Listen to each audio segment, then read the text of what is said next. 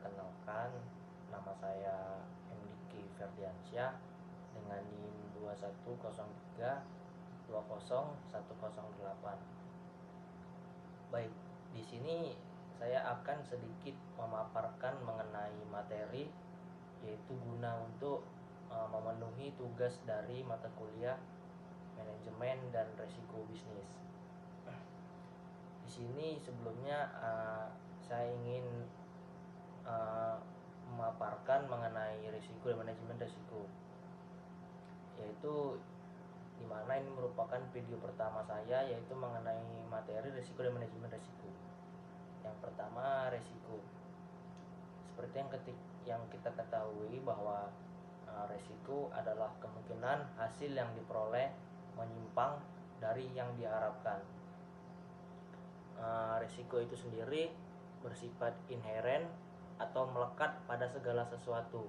Jadi yang dimaksud inheren itu yaitu dia melekat pada segala sesuatu hal yang ingin kita lakukan. Jadi setiap yang ingin kita lakukan itu memiliki risiko. Contohnya ketika saya kos di Palda dan saya ingin pergi kuliah di Erlet, itu juga memiliki resiko. Resikonya yaitu ketika saya di jalan tidak berhati-hati, maka saya akan celaka, dalam artian begitu. Jadi risikonya itu ya celaka. Kayaknya dua sisi mata uang yang sama. Seperti yang sudah saya sampaikan tadi, ketika kita ingin melakukan sesuatu hal, pasti itu memiliki resiko. Dan yang ketiga, yang membedakan diantaranya adalah seberapa besar tingkat paparan risikonya serta seberapa besar tingkat penerimaannya terhadap risiko tersebut, begitu. Dan adapun faktor penyebab ketika terjadinya risiko. Yang pertama, faktor menurut bencana. Di bencana ini ada beberapa bagian lagi, contohnya banjir, tanah longsor, gempa, gelombang laut tinggi yang secara langsung dapat menimbulkan kerugian. Jadi ketika kita membuang sampah, maka resikonya itu akan terdampak kepada banjir.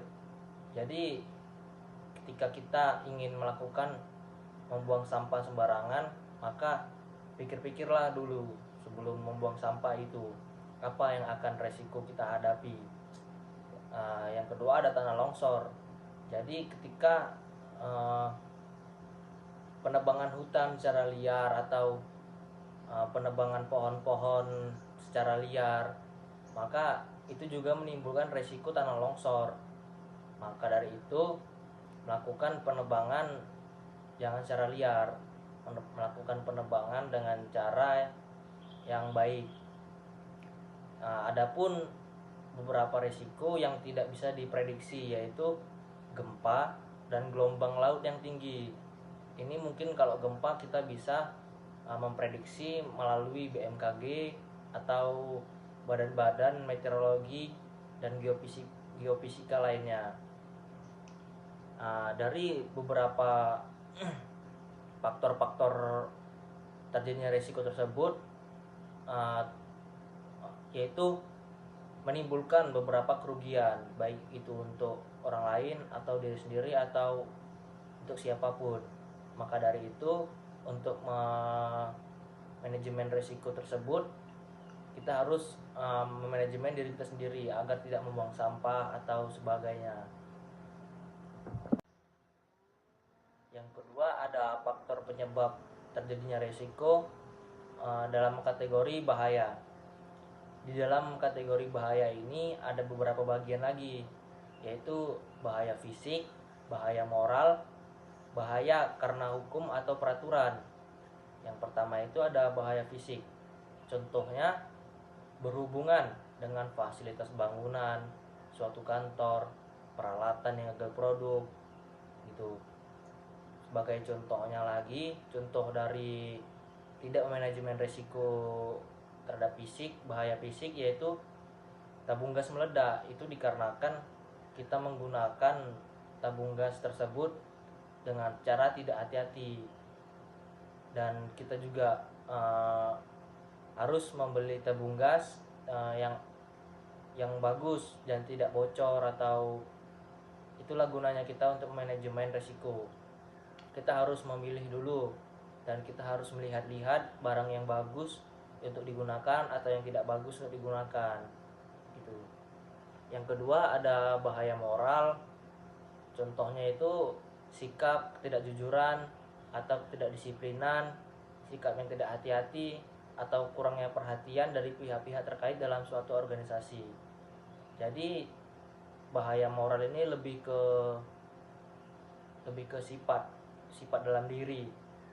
Kalau dia tidak bisa memanajemenkan dirinya sendiri, maka risiko juga akan ke depan akan berbahaya juga kepada diri dia gitu.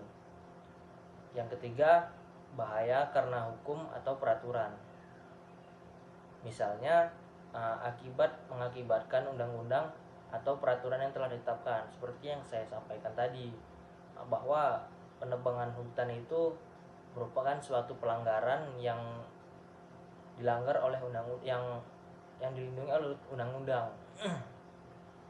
Maka melakukan penebangan hutan secara liar itu justru berbahaya, menimbulkan resiko karena menyalahkan hukum dan peraturan pemerintah.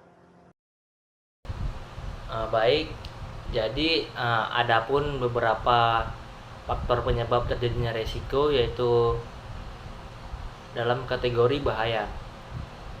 Di dalam kategori bahaya ini terdapat beberapa bagian lagi. Contohnya bahaya fisik, bahaya moral, dan bahaya karena hukum atau peraturan. Dalam bahaya fisik, misalnya berhubungan dengan fasilitas bangunan suatu kantor, peralatan yang gagal produk, dan atau peralatan yang gagal produk. Jadi yang dimaksud dengan berhubungan dengan fasilitas bangunan suatu kantor atau peralatan yang gagal produk itu yang berhubungan dengan fasilitas bangunan suatu kantor, yaitu ketika kita kerja di suatu perusahaan kita tidak hati-hati, maka dari ketidakhati-hatian itu menimbulkan kerusakan beberapa barang di kantor begitu. Yang selanjutnya ada peralatan yang gagal produk. Jadi yang dimaksud dengan peralatan yang gagal produk ini yaitu peralatan yang dibuat dengan prinsip jadi ya udah jadi gitu, tidak memikirkan keamanan bagi konsumennya. Jadi pentingnya kita membeli untuk memilah-milah kembali barang-barang yang ingin kita beli. Ketika kita membeli barang-barang yang gagal produk, maka risiko yang kita terima juga besar gitu. Contohnya tabung gas meledak, atau mobil mogok tanpa sebab, atau apa, itu dikarenakan tadi peralatan yang gagal produk. Contohnya peralatan atau mesin-mesin yang gagal produk dari mobil tersebut, atau penggunaan bahan-bahan dari mobil tersebut itu. Yang kedua ada bahaya moral. Maksud dari bahaya moral ini yaitu sikap ketidakjujuran atau ketidakdisiplinan, sikap yang tidak hati-hati ataupun kurangnya perhatian dari pihak-pihak terkait dalam suatu organisasi. Jadi bahaya moral ini merupakan suatu resiko juga. Karena apa? Karena kita kalau berbohong kepada orang, maka resiko yang ditimbulkan kita akan dibenci orang, atau orang tersebut mendapatkan informasi yang tidak sesuai atau hoax gitu. Yang ketiga, bahaya karena hukum atau peraturan. Bahaya karena hukum atau peraturan ini seperti yang sudah saya sampaikan tadi, ketika maksud dari bahaya karena hukum atau peraturan ini yaitu ketika mengabaikan undang-undang atau peraturan yang telah ditetapkan oleh pemerintah. Seperti yang sudah saya sampaikan tadi, bahwasanya melakukan penebangan pohon dan melakukan pemburuan kepada hewan-hewan yang dilindungi, itu merupakan suatu pelanggaran. Itu merupakan suatu resiko ketika kita ingin melakukan pemburuan atau melakukan penebangan hutan atau ingin mencari kayu cara atau apa gitu. Tentu itu akan menyalahgunakan hukum atau peraturan pemerintah karena telah mengabaikan undang-undang atau peraturan yang telah ditetapkan. Jadi selanjutnya adapun beberapa sumber resiko yaitu politik, lingkungan, perencanaan, pemasaran, ekonomi, keuangan, alami, proyek, teknis, manusia, kriminal, dan keselamatan. Seperti yang sudah saya sampaikan tadi, sumber-sumber risiko ini bisa berasal dari mana aja ya ketika kita melakukan sesuatu. Dari politik sendiri, risikonya ketika sebagai contoh, ketika ada suatu partai melakukan koalisi, akan tapi partai itu melakukan pengkhianatan, maka risiko tersebut akan timbul, yaitu partai tersebut akan dibenci oleh partai-partai lain atau apa gitu. Yang kedua ada lingkungan. Resiko dari lingkungan ini seperti yang sudah saya sampaikan di awal, bahwasanya ketika kita membuang sampah sembarangan, maka risiko tersebut akan datang itu berupa banjir atau longsor atau apa gitu. Yang ketiga ada perencanaan. Jadi ketika kita melakukan perencanaan, kita harus juga memikirkan ketika kita merencanakan ini apa risikonya yang akan terjadi ketika melakukan rencana tersebut gitu. Yang keempat ada pemasaran. Ketika kita melakukan pemasaran gitu kan, maka resiko-resiko, tentu banyak resiko yang akan dihadapi ketika kita melakukan pemasaran. Bukan hanya melakukan pemasaran, seperti yang poin-poin sudah saya sebut tadi, juga semuanya memiliki resiko yang ada porsinya masing-masing. Jadi yang kelima ada ekonomi. Resiko dalam ekonomi tentu ini sangat krusial ya, karena karena berhubungan dengan kesejahteraan itu. Yang keenam ada keuangan. Jadi resiko-resiko dalam keuangan ini tentu banyak gitu. Ketika kita tidak bisa memanajemen keuangan, resikonya yaitu kita tidak akan berkecukupan. Yang ketujuh ada alami. Alami ini adalah pure resiko ketika orang tidak melakukan perencanaan, tidak memikirkan apa yang akan resiko dihadapi gitu. Yang ke-8 ada proyek. Dimana proyek-proyek ini contohnya kita sebagai tugas pembangunan lah gitu, sebagai buruh bangunan. Ketika kita tidak berhati-hati dalam melakukan proyek tersebut, maka resiko-resiko tersebut akan timbul gitu. Yang keenam ada teknis. Teknis ini juga sangat krusial dalam resiko. Yang ke-8, 9 ada manusia. Manusia ini juga sebenarnya penyebab utama dalam resiko ya. Yang ke-10 itu ada kriminal.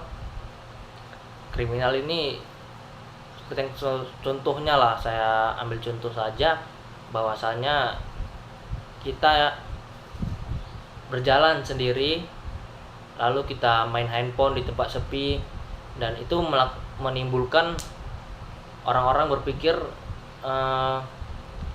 untuk membegal gitu. Jadi itu merupakan resikonya.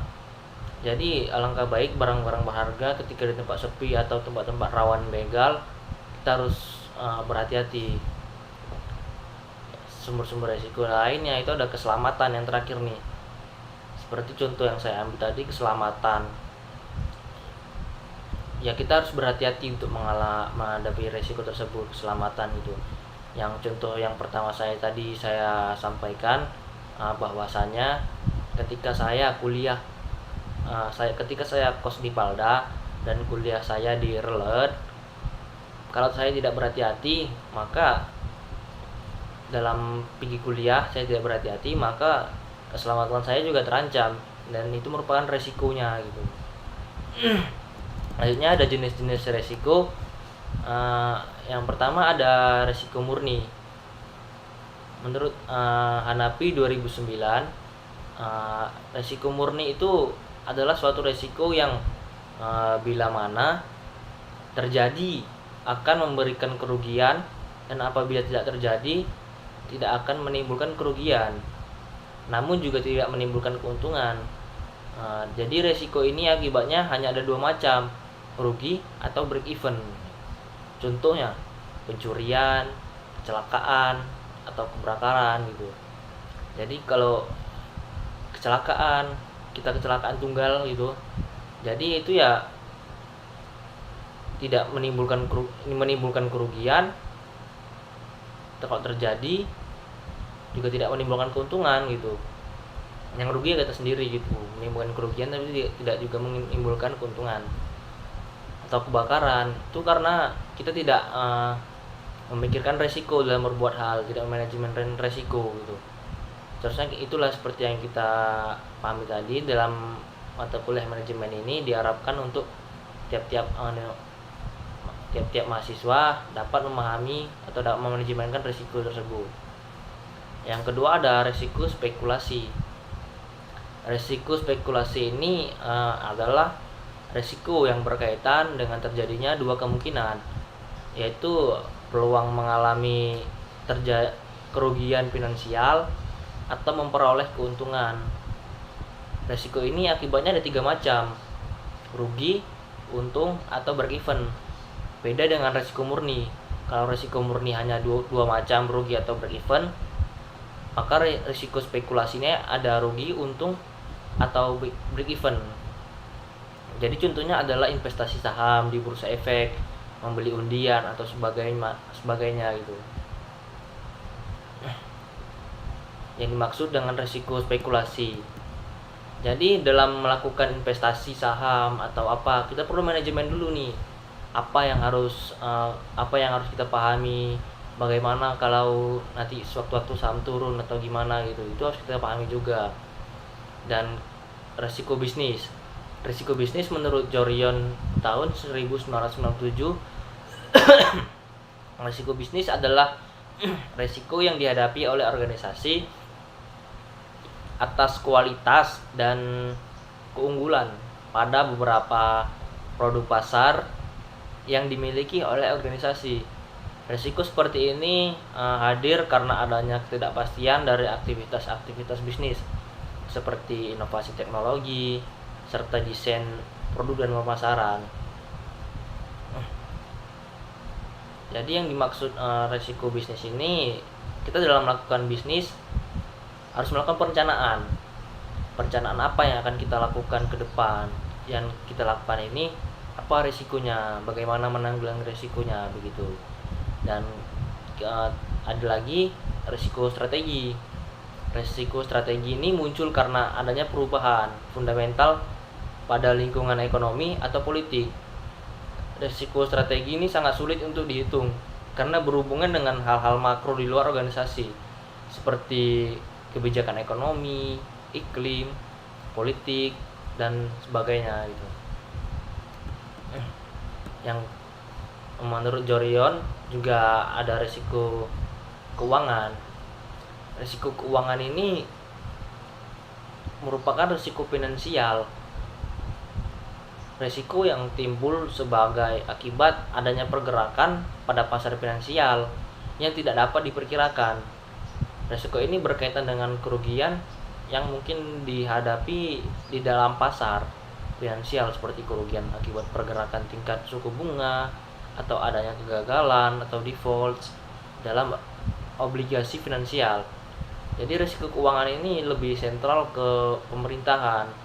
Jadi adanya tingkat suku bunga tadi naik atau seperti yang disebutkan tadi, bahwasanya di mana si pihak yang memberikan suku bunga naik ini tadi tidak memanajemenkan risiko-risiko yang akan dipikirkan oleh nasabahnya gitu. Jadi ketika suku bunga naik, maka nasabahnya tentu tidak akan menabung di situ lagi. Jadi risiko-risiko itu harus kita pikirkan juga. Yang tentu ada lagi kategori risiko dari sudut pandang penyebab. Risiko dari sudut pandang penyebab ini ada dua, yaitu risiko keuangan dan risiko operasional. Jadi ketika kita menggunakan keuangan itu tadi, seperti yang saya pikirkan, ketika kita tidak bisa manajemen uang tersebut, maka risikonya akan mengalami kerugian kepada kita. Jadi juga kita harus memikirkan bagaimana cara kita menggunakan uang tersebut agar meminimalisir risiko. Ya, dan kedua, risiko operasional. Risiko operasional itu ketika kita ingin membeli sesuatu atau ketika ingin melakukan pembangunan, kita juga harus memikirkan risikonya ini gimana gitu. Yang kedua, ada risiko dari sudut pandang dan akibat. Risiko murni atau kebakaran, risiko spekulasi, contohnya risiko melakukan investasi seperti yang sudah saya sebutkan tadi. Risiko murni tadi risiko-risiko yang kita bisa prediksi melalui BMKG, contohnya kebakaran, yang tidak bisa kita prediksi secara pribadi lah, contohnya itu. Contohnya kebakaran, gempa bumi, tsunami atau dan lain-lain masalah alam lainnya gitu. Lalu ada resiko spekulatif, resiko melakukan investasi gitu. Resiko melakukan investasi ini juga tentu sangat merugikan bagi kita. Sebenarnya segala resiko juga sangat merugikan bagi kita gitu. Resiko dari sudut pandang aktivitas, misalnya aktivitas pemberian kredit oleh bank, aktivitas pelayanan kepada masyarakat gitu. Jadi ketika aktivitas pemberian kredit oleh bank ini, maka resiko-resiko nasabah tadi tidak dipikirkan. Aktivitas pelayanan pada masyarakat itu juga sebagai penanggulangan resiko tersebut gitu. Aktivitas dari sudut pandang kejadian, misalnya resiko kebakaran, resiko gempa bumi atau tsunami atau kecelakaan, backup-nya itu. Baru resiko dari sudut pandang jenis resiko. Sudut pandang jenis resiko mencakup resiko teknologi, resiko keuangan, ekonomi, resiko sumber daya manusia, yang dalam artian kapasitas atau hak intelektual gitu. Resiko kesehatan, resiko politik, resiko hukum, resiko keamanan dan lain-lain. Semua itu juga harus dipikirkan dari sudut pandang jenis resiko. Karena apa? Karena seperti yang saya sampaikan tadi, bahwasanya setiap hal-hal yang kita lakukan itu memiliki resiko. Sebenarnya inti daripada mata kuliah ini, kita harus berpikir lebih panjang. Kita harus berpikir lebih kritis gitu. Kita harus memikirkan lebih ke resiko, jangan memikirkan apa yang sudah kita lakukan, apa yang sudah kita cocok, kita lakukan saja tanpa memikirkan resiko gitu. Jadi resiko dari sudut pandang sumbernya itu terdiri dari dua resiko. Yang pertama resiko internal, yaitu resiko internal sendiri mencakup reputasi, keamanan, manajemen, informasi untuk pengambilan keputusan. Lalu yang kedua ada resiko eksternal. Resiko eksternal itu mencakup politik, ekonomi, bencana alam. Jadi resiko eksternal ini resiko yang bisa kita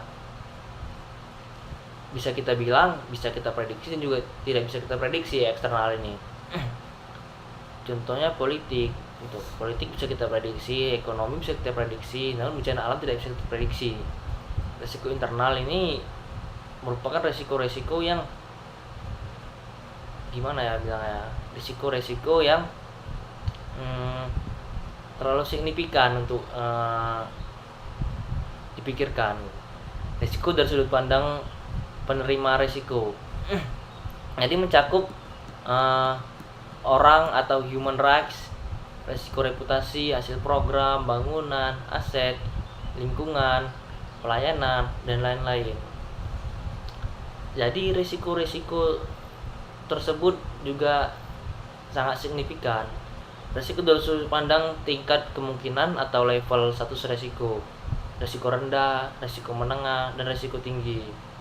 Jadi risiko rendah itu risiko-risiko yang bisa kita atasi, sampai risiko menengah. Dan risiko sebenarnya segala risiko juga kita bisa atasi kalau kita manajemennya bagus gitu kan. Tapi karena mungkin ada beberapa pemikiran yang tidak sama, maka dibuat risiko rendah, risiko menengah, risiko tinggi ini tadi gitu. Risiko dari sudut pandang kemampuan mengendalikan. Risiko yang sangat terkendali. Risiko yang kurang terkendali. Risiko yang tidak atau sangat sulit dikendalikan. Gitu. Jadi contohnya tadi risiko-risiko yang sangat terkendali itu bisa kita atasi. Risiko yang kurang terkendali itu juga bisa kita atasi. Risiko yang tidak atau sangat sulit dikendalikan juga bisa kita atasi, tapi memerlukan tenaga yang ekstra untuk mengatasi tersebut itu. Contoh dari risiko yang sangat terkendali yaitu dimulai dari diri kita sendiri nih. Contohnya kita membuang sampah sembarangan. Risikonya apa? Banjir. Maka kesadaran dalam diri kita sendiri untuk tidak membuang sampah dalam sembarangan gitu. Itu risiko yang sangat terkendali, itu bisa dikendalikan lah gitu ibaratnya kan. Lalu risiko yang kurang terkendali gitu. Risiko yang kurang terkendali mungkin itu karena pemikiran dari perencanaan dia ingin melakukan sesuatu tidak memikirkan resikonya gimana. Maka dari itu pentingnya untuk kita melakukan perencanaan. Ketika kita ingin melakukan ini, kita harus berpikir nih kayak mana, apa resiko yang akan kita dapat. Itulah makanya kita diperlukan perencanaan dalam melakukan sesuatu itu. Seperti contohnya dengan yang PUAC, planning, organizing, actuating, dan controlling. Nah, itu juga disebutkan manajemen di dalam manajemen organisasi. Resiko dari sudut pandang kemampuan mengendalikan. Itu seperti yang sudah saya sampaikan tadi gitu kan. Lalu ada resiko dari sudut pandang hierarki risiko. Jadi resiko ini juga memiliki hierarki, di mana resiko strategi bagian-bagiannya itu terdiri dari resiko strategis, resiko program, resiko proyek, dan resiko operasional. Jadi resiko strategis ini mencakup tempat. Jadi di mana tempat yang strategis. Kalau contohnya risiko strategis ini kita ingin membangun usaha. Contohnya kita ingin membangun usaha bakso gitu kan. Sedangkan di tempat tersebut sudah banyak yang jualan bakso. Tentu kan tempat tersebut sudah tidak strategis lagi nih untuk membangun bangun usaha bakso. Jadi kan itu resikonya. Jadi untuk menanggulanginya gimana? Kita cari tempat yang belum ada jualan bakso agar meminimkan resiko tidak laku gitu. Yang kedua ada resiko program. Dan yang ketiga ada resiko proyek. Resiko proyek ini ketika kita ingin melakukan pembangunan atau apa. Contoh seperti yang saya bilang tadi, jika saya sebagai buruh bangunan atau buruh proyek, ketika saya tidak hati-hati, maka proyek tersebut akan gagal gitu. Itu resiko dari proyek tersebut adalah gagal itu. Jadi makanya saya harus berhati-hati dan teliti untuk menanggulangi resiko tersebut gitu. Dan resiko operasional juga ini mencakup dengan resiko keuangan lah, bisa dibilang kan. Mengapa saya katakan begitu? Karena resiko operasional ini merupakan resiko kebutuhan juga, dan uang itu juga sebagian dari kebutuhan kita gitu. Yang ada lagi resiko dari sudut pandang penetapan tujuan organisasi. Yang pertama itu ada resiko strategis. yaitu berhubungan dengan keselarasan dan selera resiko. Itu seperti yang saya sampaikan tadi. Ketika kita ingin bangun usaha bakso gitu kan contohnya kan, sedangkan orang-orang yang ingin kita berdirikan tempat yang ingin kita berdirikan usaha bakso ini warga-warga tidak suka bakso, itu kan nggak logis gitu. Jadi maka dari itu melakukan perencanaan, mau gimana pun itu perencanaan yang utama kan. Lalu resiko operasional berhubungan dengan efektivitas dan efisiensi aktivitas operasi. Jadi risiko operasional ini berhubungan dengan efektivitas dan efisiensi aktivitas operasi itu. Jadi ketika kita tidak efektif dan tidak efisien dalam melakukan aktivitas operasi atau aktivitas kegiatan apapun, maka resiko-resiko tersebut akan timbul. Lalu ada resiko pelaporan berhubungan dengan kendala dalam proses pengambilan keputusan, dan resiko ketaatan berhubungan dengan kesesuaian terhadap regulasi yang berlaku. Lalu ada manajemen resiko. Manajemen resiko seperti yang kita ketahui bahwasanya manajemen resiko itu adalah suatu pendekatan sistematis untuk menentukan tindakan terbaik dalam kondisi ketidakpastian gitu. Jadi maksud manajemen resiko ini kita pikir dulu nih apa yang pengen kita lakukan ke depan. Contohnya saya tidak pengen nih masuk kuliah di hari ini kan, lalu apa yang saya pikirkan. Jadi untuk menanggulangi pikiran-pikiran tersebut, otomatis kan resikonya saya ngulang gitu. Jadi saya berpikir lagi kembali untuk memilah apakah saya pengen tidak masuk kuliah, atau saya pengen ngulang, atau saya masuk tapi dengan tidak ngulang mata kuliah itu. Jadi resiko-resikonya kalau saya tidak masuk kuliah saya ngulang gitu kan.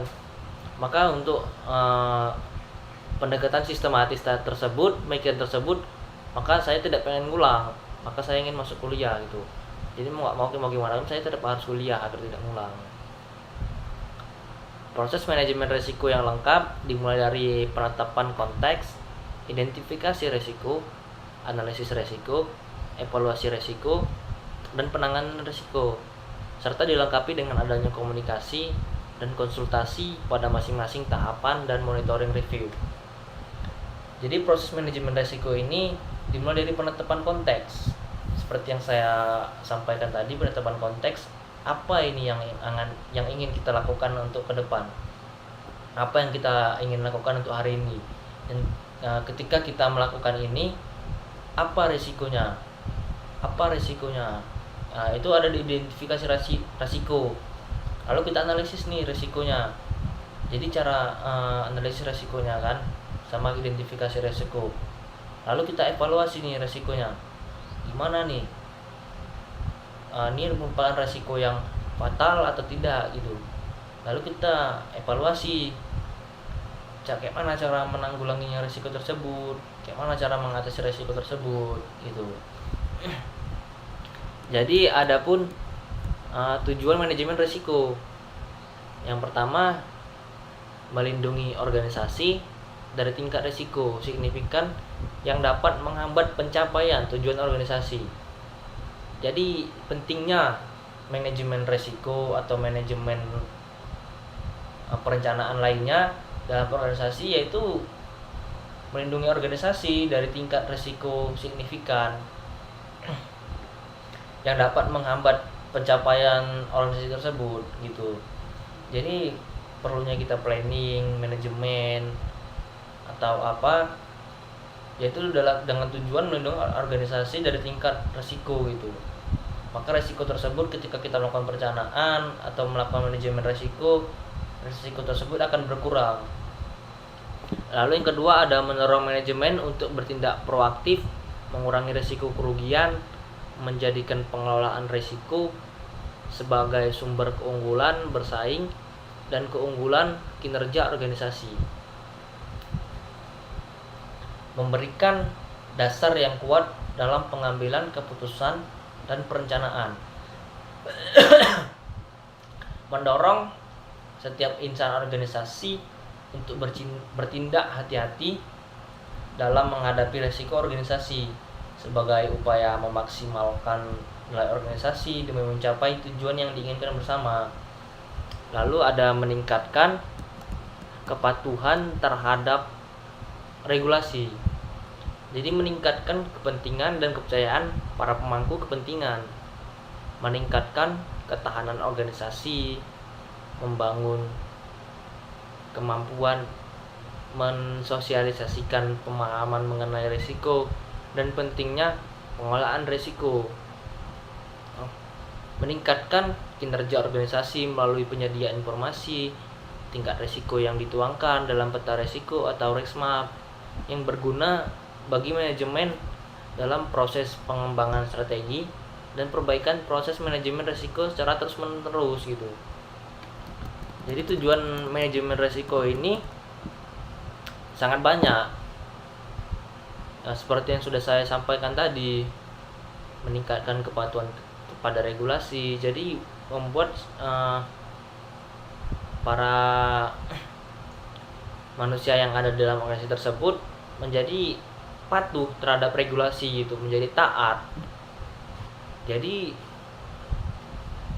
karena memikirkan apa? Memikirkan resiko. Jadi ketika dia melakukan pelanggaran, resikonya akan diberikan kepada dia apa gitu. Jadi manajemen resiko atau melakukan perencanaan terhadap resiko ini sebenarnya sangat penting dan sangat perlu dipelajari. Adapun manfaat manajemen resiko, yang pertama yaitu mengurangi kejutan. Yang kedua, meningkatkan kesempatan memanfaatkan peluang.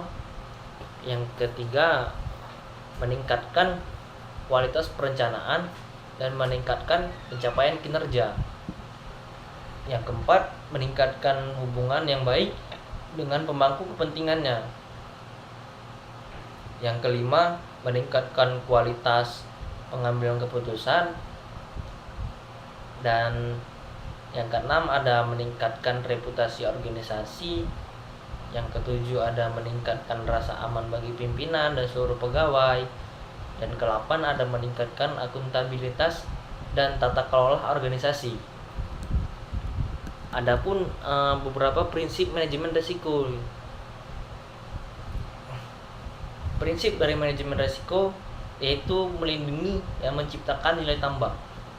Yang dimaksud dengan melindungi dan menciptakan nilai tambah ini tadi tentunya akan membuat organisasi tersebut terasa berkelas gitu. Karena apa?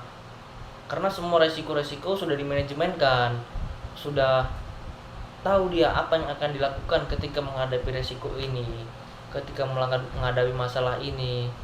Organisasi tersebut tahu melakukannya, cara mengatasinya bagaimana gitu. Dan yang ketiga ada bagian terpadu dari proses organisasi. Seperti yang saya bilang tadi, ketika organisasi melakukan prinsip manajemen risiko, maka organisasi tersebut terpadu atau dipandang, bisa dibilang kayak gitu kan. Karena itu tadi, otomatis kalau organisasi tersebut sudah memanajemenkan risiko, organisasi tersebut sudah tahu nih cara mengatasi masalahnya gimana gitu. Ketika diberi masalah ini cara mengatasinya gimana, ketika diberi masalah ini cara mengatasinya gimana, dan ketika melakukan ini resikonya gimana, sudah mereka prinsipkan semua gitu.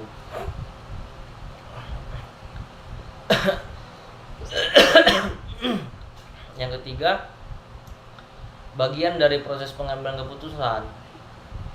Jadi prinsip manajemen risiko ini merupakan bagian dari proses pengambilan keputusan. Jadi dalam organisasi itu kan bukan cuma terdiri satu orang, dan yang menghadapi resiko juga bukan satu orang gitu. Dalam organisasi kita ini semua sama. Maka dari itu perlunya proses pengambilan keputusan secara musyawarah untuk dapat jalan keluarnya gitu.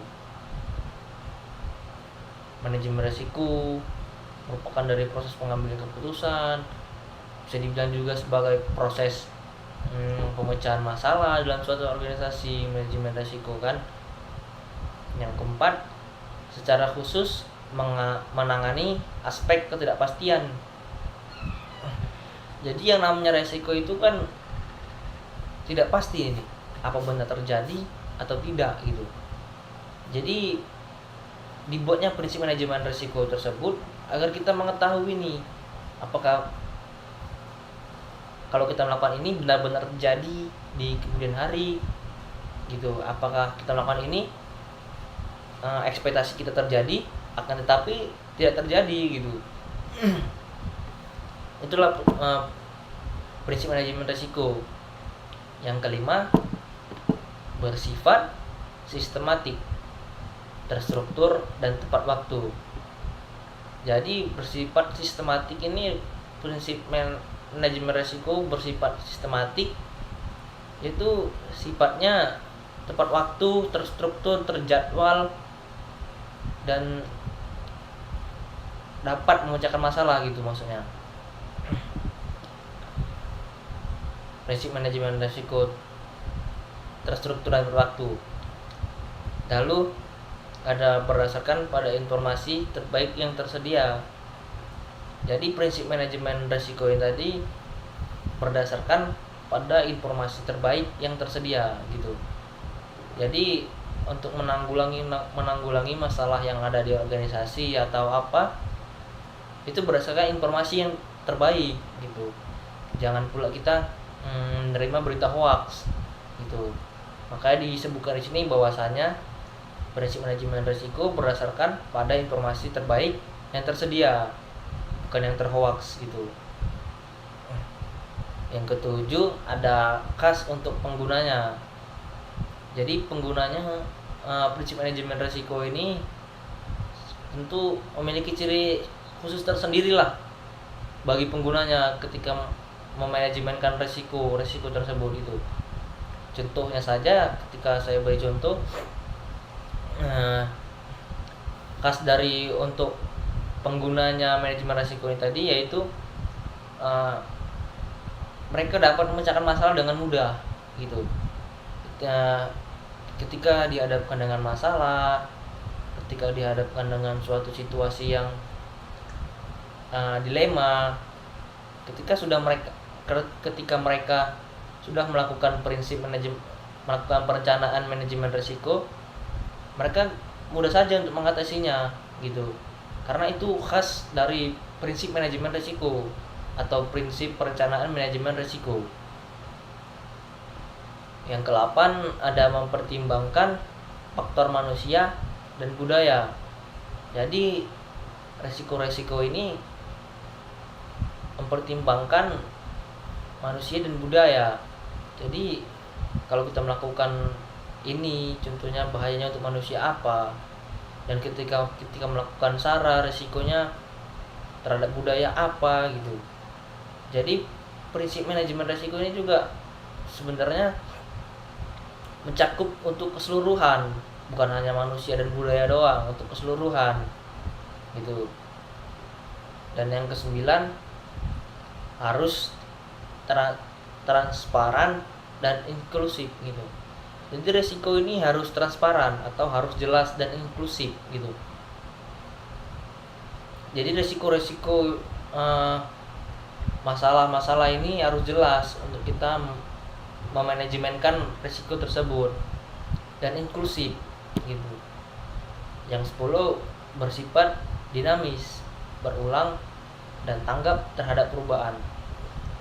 Nah, seperti poin 10 ini bersifat dinamis, berulang, dan tanggap terhadap perubahan nih. Jadi prinsip manajemen risiko ini dia juga berkembang, bukan hanya di dalam suatu masalah ini aja masalahnya gitu. Jadi dia harus berkembang. Mau gimana pun ke depan juga memiliki resiko, mau di 2030 atau gimana, resiko bakal tetap ada. dan tidak bakal hilang gitu, karena dia terus berkembang dan tanggap terhadap perubahan. Jadi ketika ada perubahan perencanaan atau apa, maka resiko itu bakal tetap ada gitu. Makanya perlunya melakukan prinsip manajemen risiko atau perencanaan manajemen risiko gitu. Dan yang 11, memfasilitasi terjadinya perbaikan dan peningkatan organisasi secara berlanjut.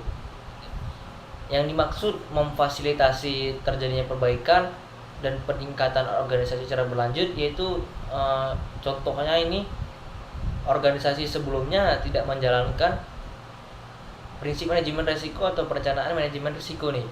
Nah, lalu di bagian manajer baru mereka menetapkan ini prinsip manajemen risiko. Nah, maka organisasi tersebut akan mengalami perbaikan organisasi atau peningkatan organisasi secara berlanjut gitu.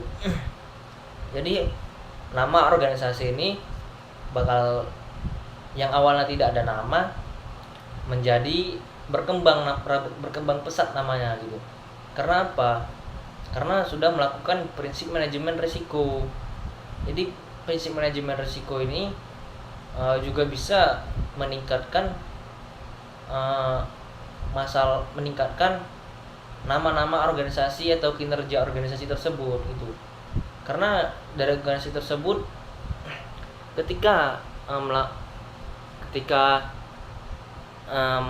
menjalankan prinsip manajemen risiko, maka organisasi tersebut seperti yang saya bilang tadi, maka organisasi tersebut akan tampak terpadu atau terpandang gitu.